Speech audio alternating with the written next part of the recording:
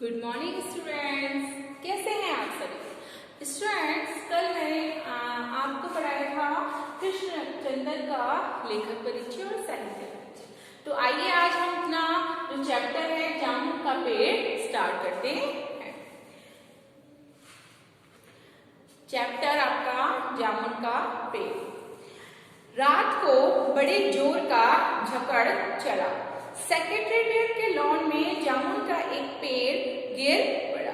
देखिए बच्चों, कल भी मैंने आपको बताया था ये जो स्टोरी है, आपकी कहानी है, बहुत ही हास्यप्रद कहानी है और एक कार्यालय है, यानी कि एक ऑफिस है जहाँ पे एक जामुन का पेड़ लगा हुआ है और अचानक से एक अधड़ आती है, आंधी आती है और वो जामुन का पेड़ क्या होता है, गिर जाता है और गिरने से उस पेड़ के नीचे एक व्यक्ति जो है बच्चों वो दब जाता है। तो पूरी कहानी उस व्यक्ति के ऊपर है कि वो व्यक्ति को जामुन के पेड़ के नीचे से किस तरह से निकाला जाए, कैसे निकाला जाए।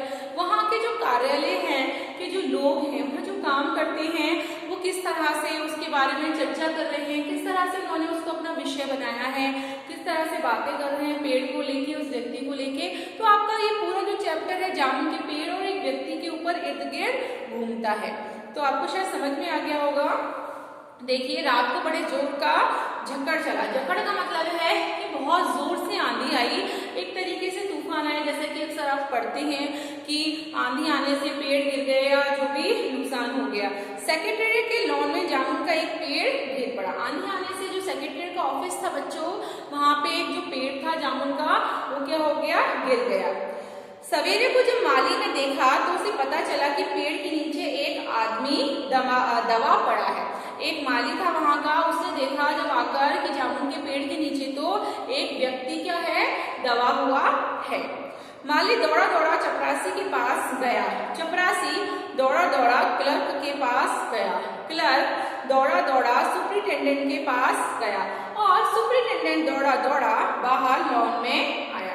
तो इस तरह से प्रक्रिया हुई, अर्थात चपरासी ने भी प्रयास नहीं किया कि वो उस व्यक्ति को जामुन के पेड़ से निकाले, बल्कि वो एक दूसरे को सब पे जाकर इंफॉर्मेशन दी, सूचना दी कि जामुन के पेड़ के नीचे एक व्यक्ति दब गया है। और लास्ट में कौन आता है बच्चों, सुपरिटेंडेंट। मिनटों में गिरे हुए पेड़ के नीचे दबे हुए आदमी के चारों ओर भीड़ इकट्ठी हो गई।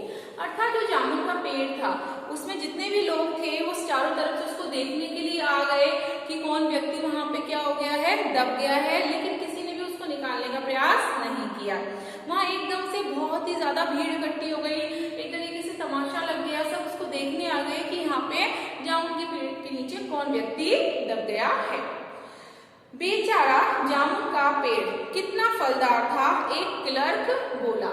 मतलब वहां पे जो व्यक्ति काम करते थे, क्लर्क थे, तो वो जामुन के पेड़ के बारे में बात कर रहे। मतलब किसी को उस व्यक्ति की चिंता नहीं है बेचारे की जो पेड़ के नीचे दबा हुआ है, बल्कि जामुन के पेड़ के बारे में बात कर रहे हैं। बेचारा जामुन का पेड़ कितना फलदार था और इसकी जामुनें कितनी रसीले थे। और बात कर रहे हैं आपस में कि इसकी जो जामुन थी वो कितनी रसीली थी, अर्थात कितनी मीठी थी।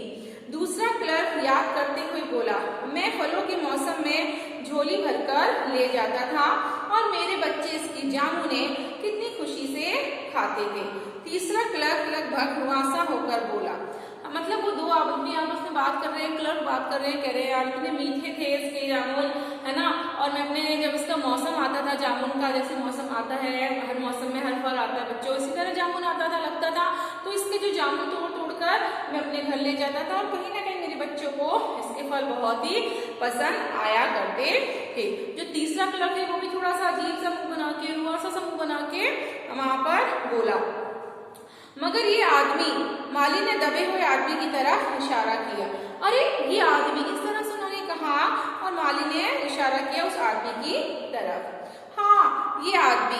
सुपरिटेंडेंट सोच में पड़ गया। उस आदमी के बारे में सोचने लगा कि ये आदमी कौन है, कहाँ से आया है, कैसे पेड़ के नीचे दब गया। तो सुपरिटेंडेंट जो था वो सोच में पड़ गया। पता नहीं जिंदा है कि मर गया, एक चपरासी ने पूछा। मर गया होगा, इतना भारी पेड़ किसकी पीठ पर गिरे हुए बच कैसे सकता है, दूसरा चपरासी बोला। एक चपरासी दूसरे चपरासी से बात करते बोला कि पता नहीं बेचारा जिंदा है कि मर गया। तो फिर उन्होंने कहा कि अरे यार इतना भारी पेड़ है, अगर किसी व्यक्ति के ऊपर इतना भारी जो पेड़ है वो गिरेगा तो वो जाहिर सी बात है उसकी तो मृत्यु संभव ही है।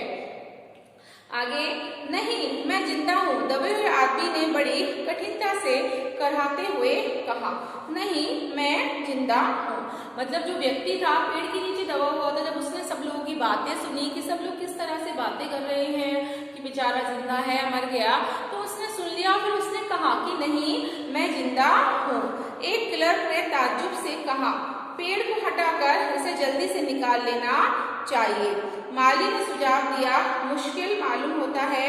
एक सुस्त कामचोर मोटा चपरासी बोला, पेड़ का तना बहुत भारी और वजनी है।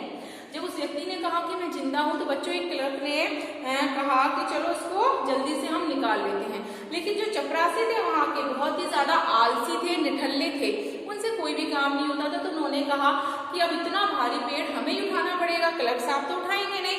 तो वो बहाना बनाने लग गए और कहने लग गए कि इसका तो तना है बहुत ज्यादा भारी है, तो हमसे नहीं उठेगा, बहुत ज्यादा वजनी है, इसमें बहुत वजन है।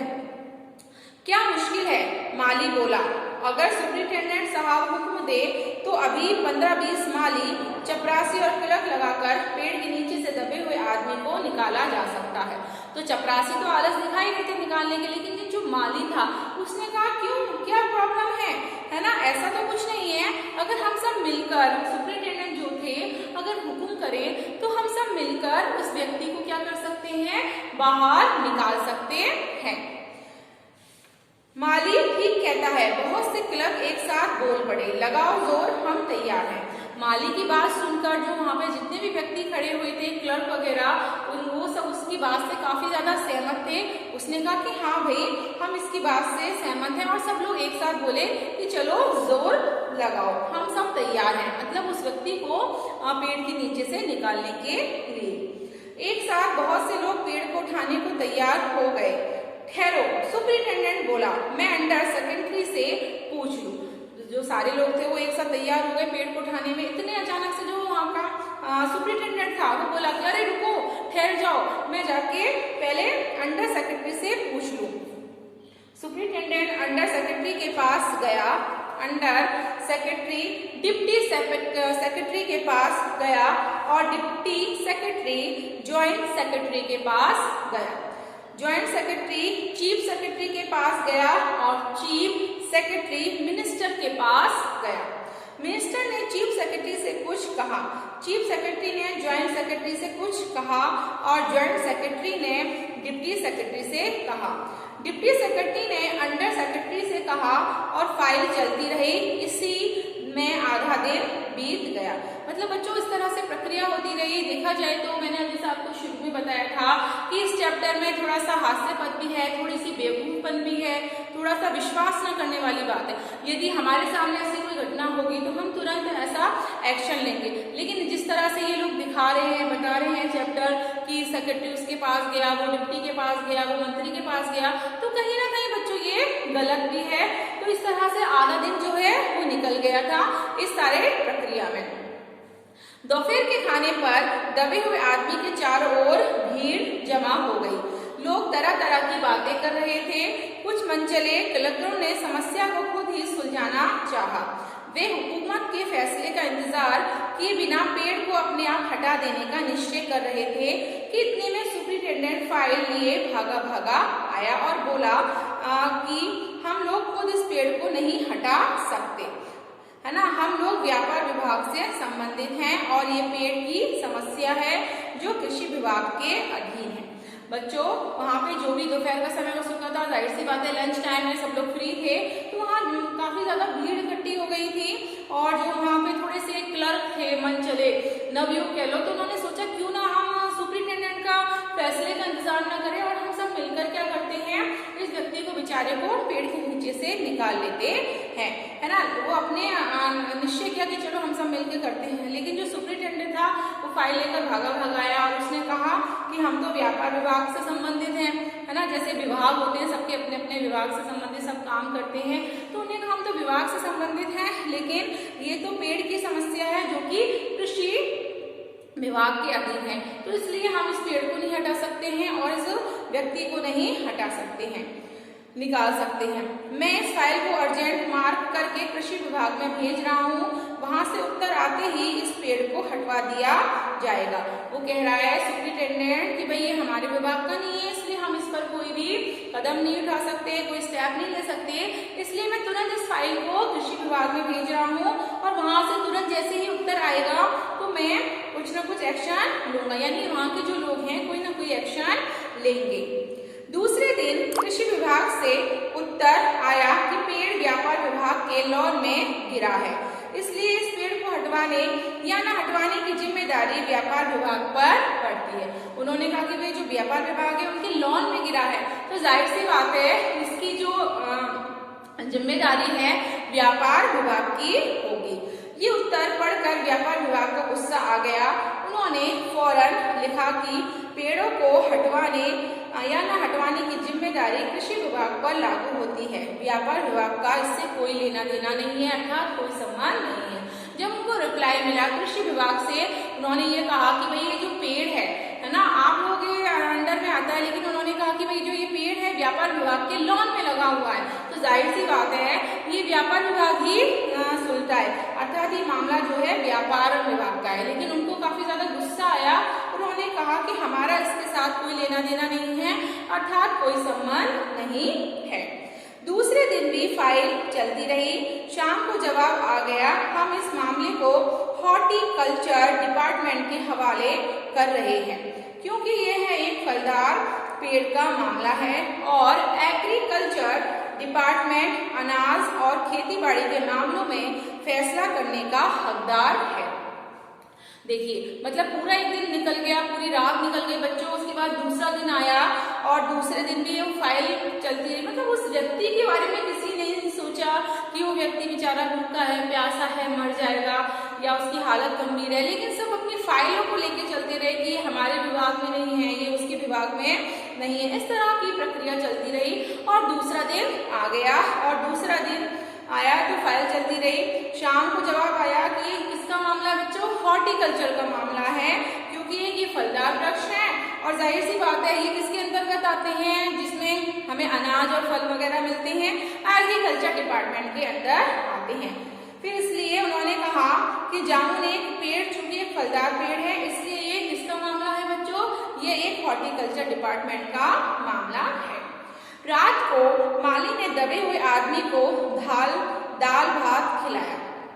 सब लोग जा चुके थे, किसी को कोई मतलब नहीं था उस बेचारे व्यक्ति से, दबे हुए से, लेकिन माली को थोड़ा सा तरस आ गया, क्योंकि माली वहीं उसकी सुरक्षा कर रहा था, तो माली ने रात के समय उस बेचारे व्यक्ति को थोड़ा सा दाल भात खिलाया, जबकि उसके चारों तरफ पुलिस का पहरा था कि कहीं लोग कानून को अपने हाथ में लेकर पेड़ को खुद से हटवाने की कोशिश ना करें।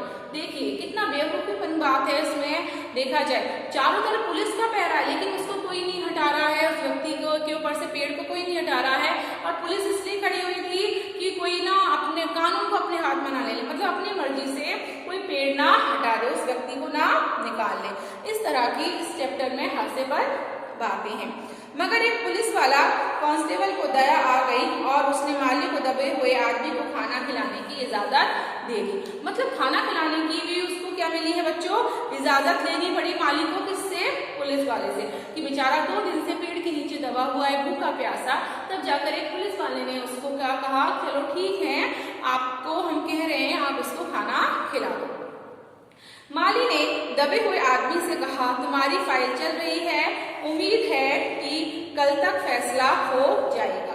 माली उसको बता रहा था कि भाई तुम्हारे बारे में चर्चा हो रही है और जो तुम जो पेड़ के नीचे दबे हुए हो इस पर एक फाइल प्रक्रिया चल रही है, प्रोसेस चल रहा है, तो शायद कल तक तुम्हारा फैसला हो जाए कि तुम्हें कौन सा डिपार्टमेंट यहाँ से ले जाएगा, हटाएगा पेड़ को। दबा हुआ आदमी कुछ नहीं बोला। माली ने पेड़ के तने को ध्यान से देखकर कहा, अच्छा हुआ कि तना तुम्हारे कूल्हे पर गिरा, अगर कमर पर गिरता तो रीढ़ की हड्डी टूट जाती। दबा हुआ आदमी फिर भी कुछ नहीं बोला। माली ने फिर कहा, तुम्हारा यहाँ कोई वारिस है तो मुझको उसका अता पता बताओ, मैं उन्हें खबर देने की कोशिश करूंगा। मतलब माली से जब वो बात कर रहा था, माली उस व्यक्ति से, तो वो व्यक्ति बदले में उसके साथ कोई जवाब नहीं दे रहा था, बेचारा सिर्फ चुपचाप सुन रहा था। और माली ने उससे कहा कि अच्छा वो तना बहुत भारी है कि तुम्हारे कूल्हे पे गिरा, अगर कमर पे गिरता तो तुम्हारी कमर की जो रीढ़ की हड्डी है वो टूट जाती। और उसने ये भी कहा कि अगर तुम्हारी कोई जान पहचान का यहाँ रिश्तेदार है, कोई भी तुम्हारा परिवारजन है तो मुझे बता दो, वारिस है तो मैं उसको जाकर तुम्हारे बारे में सूचना दे देता हूँ। उसने कहा कि मैं लावारिस हूँ, दबे हुए आदमी ने बड़ी मुश्किल से कहा। जाहिर सी बात है, बेचारा पेड़ के नीचे दबा हुआ है वो व्यक्ति, तो कितनी मुश्किल से कठिनाई से वो बोल